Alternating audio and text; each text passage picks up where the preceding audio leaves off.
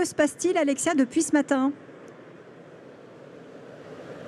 Alors, là, on vient de terminer la session matinale qui était vraiment sur l'humain, très enrichissante. On n'est plus dans le côté très technique qui avait ces 3 premiers jours et qui était essentiel pour bien comprendre que cette industrie a changé, qu'elle a un nouveau visage, qu'elle fait sa propre révolution, qu'elle est décarbonée, qu'elle est très électronique, très numérique, très digitale et très territoire.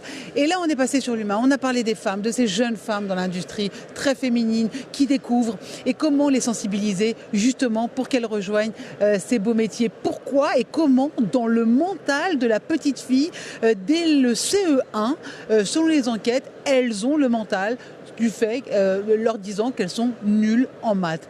Et elles pensent justement, toutes ces femmes qui sont dans des associations pour la promotion des femmes en industrie, elles estiment que ce sont les mentalités. Et c'est ça l'un des maillons de ce Global Industrie, c'est aussi le changement des mentalités. Pourquoi dès le plus jeune âge, les filles seraient nulles en maths et qu'elles n'intègreraient pas les écoles d'ingénieurs? Comment aujourd'hui les écoles d'ingénieurs françaises qui sont brillantes, qui forment cette excellence française, ont le plus de place possible?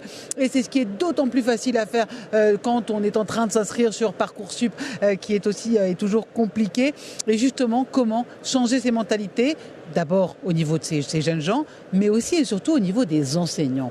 Et donc, on a véritablement un mouvement qui est en train d'être fait par ces femmes pour sensibiliser l'éducation nationale, sensibiliser les familles et sensibiliser, a fortiori, ces jeunes filles. Ça, c'était pour les femmes. Et puis après, on y va au niveau de l'entreprise, tout ce réseau French Fab de collectifs. Comment une entreprise qui a tendance à grossir, à grandir, qui a des difficultés techniques, des difficultés conjoncturelles, comment s'adapter en parlant avec ses pairs, ce collectif d'industriels qui sont parfois dans des secteurs complètement différents, comment est-ce qu'ils peuvent s'entraider pour aller toujours plus loin et toujours ensemble? C'est aussi ça l'industrie. Donc vraiment des messages très fraternels, des messages aussi assez visionnaires. Et qu'est-ce qu'on comprend ce matin?